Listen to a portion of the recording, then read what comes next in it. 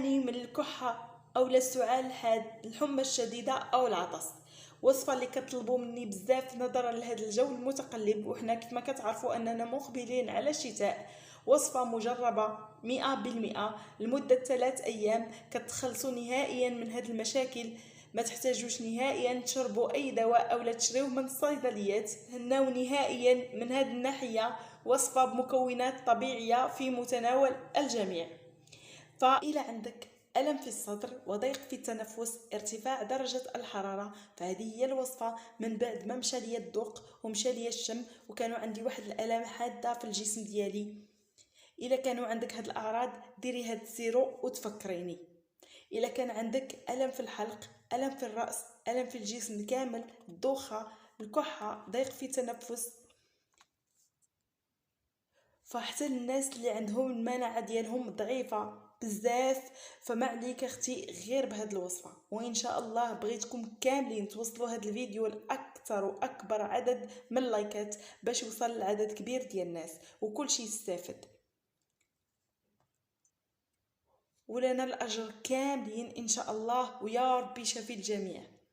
فخليكم مع الفيديو كامل من الاول حتى الاخير هكا باش تشوفوا طريقه الاستعمال وطريقه التحضير. بقوا معايا. ديالنا الرئيسي في هذه الوصفه كيف ما كتشوفوا معايا اللي هو اللفت. فاللفت غني عن تعريف ومتواجد في جميع الدول ومتواجد تقريبا في جميع البيوت. كل شيء شكون اللي ما كيكونش عنده اللفت. هذه الوصفه هذه قديمه بزاف ديال الجدوات ديالنا والاجداد ديالنا، فكانوا كيستعملوها الناس اللي كتجيهم الكحه، كانوا كيديروا واحد السيرو طبيعي وكيعطيهم نتيجه. وهذه مجربه مني شخصيا، كيف ما قلت لكم كانوا كيديروها لينا الجدوات ديالنا وكتعطينا نتيجه رائعه، وكنتخلصوا من جميع هاد المشاكل اللي ذكرت لكم. ما غاديش نطرق ليها حيت باش هكا ما نطولش الفيديو. كيف ما كتشوفوا فهذا سيرو طبيعي ووصفه مجربه مني شخصيا. كيف ما كنعرفوا ان اللفت غني عن تعريف، اللفت ففيه فوائد وفيه فيتامينات. كنعرفوا ان اللفت كيساعدنا على علاج نوبات السعال الشديده، وكيحتوي اللفت على نسبه كبيره من مضادات الاكسده اللي كترفع نسبه المناعه في الجسم وكتواجه الامراض الموسميه. فهاد الوصفه هذه زوينه بزاف. كيف ما قلت لكم من ضمن الامراض الموسميه منها البرد والسعال، يلين لينا الصدر ديالنا وكيخفف من تواجد البلغم فيه. جيت نهضر لكم بزاف على اللفت فغادي نطول في الفيديو، ما غاديش نستافدوا كاملين، يعني كلشي غادي يمل من الفيديو.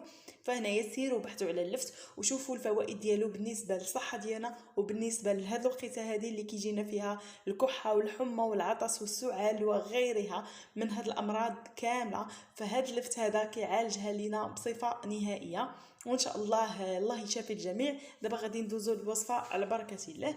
هنا غادي نحتاجوا اللفت على هذا الشكل، اللفت الابيض اولا داك اللفت اللي كيكون بنفسجي وابيض في نفس الوقت. ناخذ هنايا واحد لفته صغيره، غادي نزولوا ليها هذه الجهه، وغادي ناخذ هنايا من بعد ما غسلناه جيدا بطبيعه الحال نقدروا نقيوه ونقدروا نخليوه ماشي مشكل. حنا ما غاديش نحتاجوا بالجوانب ديالو، فغادي نحتاجوا اننا نزولوا له القلب ديالو على هذا الشكل هذا.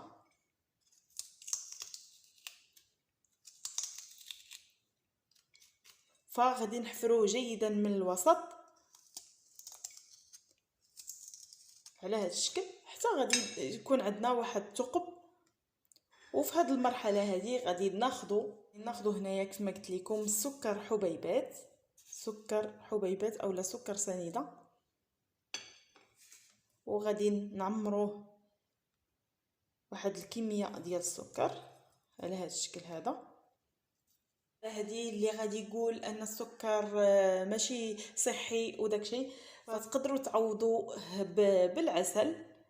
انا هنايا درت الوصفه الحقيقيه، الوصفه ديال زمان اللي هي كانوا كيستعملوا فيها سكر ماشي العسل كيف ما كتلاحظوا. ومن بعد كناخذوا السلوفان وكنوضعوه على هذا اللفت هذا باش كنغطيوه على هذا الشكل.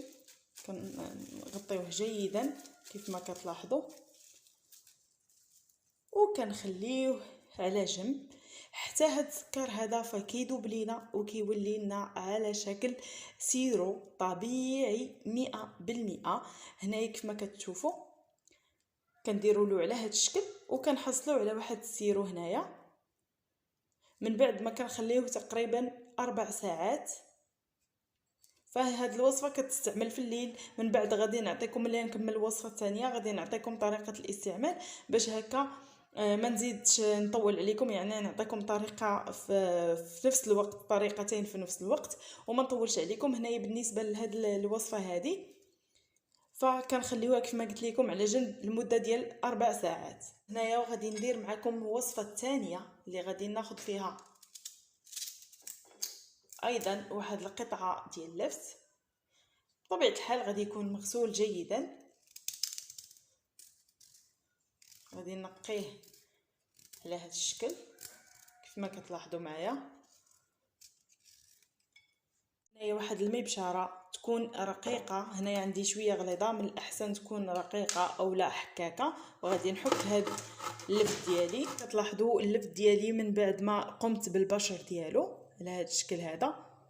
فهنايا غادي ندوز ايضا وغادي نوضع ملعقه ديال السكر، ملعقه ديال السكر تكون ممتلئه. كيف ما قلت لكم اللي ما بغاش يدير سكر فيعوضوا بالعسل، وبطبيعه الحال غادي يكون عسل نحل ما يكونش عسل ديال السكر باش هكا يعني الناس اللي باغيين الوصفه يعني بالعسل. هنايا انا كيف ما قلت لكم فندير لكم الوصفه الصحيحه. صافي كنخليوه على هذا الشكل هذا. ناخذوا الليمون اولا الحامض كيف ما كتلاحظوا، غادي ناخذوا الليمون اولا الحامض فهو زوين في هذه الوصفه. كيف ما كنعرفوا ان الليمون اولا الحامض فهو كيصفي لينا الذات ديالنا، كيصفي لينا الدم ديالنا من السموم، والناس ما كيعرفوش الفوائد ديالو فهي عديده. فغير الا فقتوا ودرتوا واحد الكاس ساخن ديال الماء اولا دافئ وديروا فيه بضع قطرات ديال الليمون فغادي تشربوه، غادي تنقيو الذات ديالكم حتى الوجه ديالكم كيولي فيه واحد الاضاءه واحد الاشراقه. الا داومتوا على هذه الوصفه وكتنقيو الجسم ديالكم كامل من السموم وكتصفيو الدم ديالكم. هنايا في هذه المرحله هذه غادي ناخذ واحد القطعه من الحامض وكنديروا قطرات، واحد 2 قطيرات اولا 3 على هذا الشكل، وكنخلطوا جيدا بحال هكا. ما كنقويوش الليمون بطبيعه الحال على هذا الشكل. غادي ناخذ القرنفل اولا المسمار كيف ما كتلاحظوا معايا. غادي ناخذ 3 حبات من القرنفل اولا المسمار على هذا الشكل هذا، وغادي نوضعها في هذا الخليط. وغادي نحاول انني نوضعها في الوسط باش هكا تطلق ليا المنافع ديالها في هذا السيرو هذا. غادي نوضعها في الوسط على هذا الشكل نتوما كيف ما كتلاحظوا.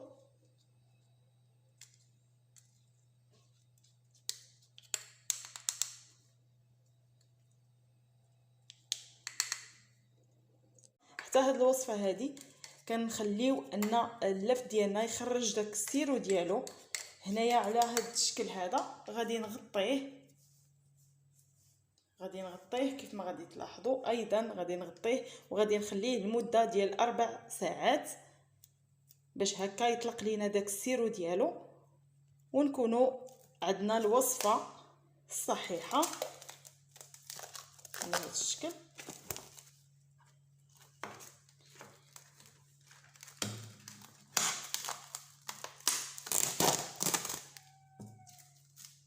هانتوما كيف ما كتلاحظوا غادي نخليوها هنايا على جنب كيف ما قلت لكم المده ديال 4 ساعات. كيف ما كتلاحظوا هما هادو بطبيعه الحال انا ما غاديش نتسنى 4 ساعات كاملين. فهنايا غادي نوريكم بعجاله طريقه الاستعمال. غادي ناخذوا هنايا هاد اللفت اللي حفرت هنايا فغادي ناخذوا من بعد ما كدوز 4 ساعات غادي تحصلوا على واحد السيرو طبيعي، يعني داك السكر كيذوب معنا. دا ملي كنحصلوا عليه بهذه الطريقه كنتناولوه فحال اي دواء، يعني فحال اي سيرو طبيعي كنتناولوه. فهاد الوصفه كما قلت لكم مجربه مني شخصيا، والله العظيم حتى كتعطينا واحد النتيجه رائعه، نتيجه اللي خياليه، كتخلصوا من جميع المشاكل اللي ذكرت لكم من قبل. او هاد الوصفه هذه كنتناولوها في الليل، ضروري هاد المرحله انكم تناولوا الوصفه في الليل باش هكا كتنجح معكم وكتعطيكم نتيجه. الا حسيتوا بالتعرق عرفوا ان الوصفه ناجحه 100%. فبطبيعه الحال كتغطاو جيدا وكتدفاو مزيان، وعاد كتشربوا هاد الملعقه اولا هاد السيرو الطبيعي كتشربوه، والمفعول ديالها فكيبان من اول يوم حتى ل3 ايام. هاد المفعول ديال هاد الوصفه فهو رائع رائع رائع كيف ما كتشوفوا. بالنسبه للناس اللي غادي يستعملوها فكنصحكم انكم ما تستعملوهاش في النهار، فما كتعطيش نتيجه وما كتخدمش معانا، يعني ضروري ما نستعملوا هاد الوصفه في الليل. هاد الوصفه الاولى اللي ذكرت معكم هي هذه. الوصفه الثانيه كيف ما كتلاحظوا حتى هي تقريبا بنفس الطريقه، هانتوما غتلاحظوا معايا كيف ما كتشوفوا السيرو اللي كنحصلوا عليه ومازال حيت ما خليتهاش، يعني ضروري تخليوها واحد 4 ساعات باش تعطيكم نتيجه.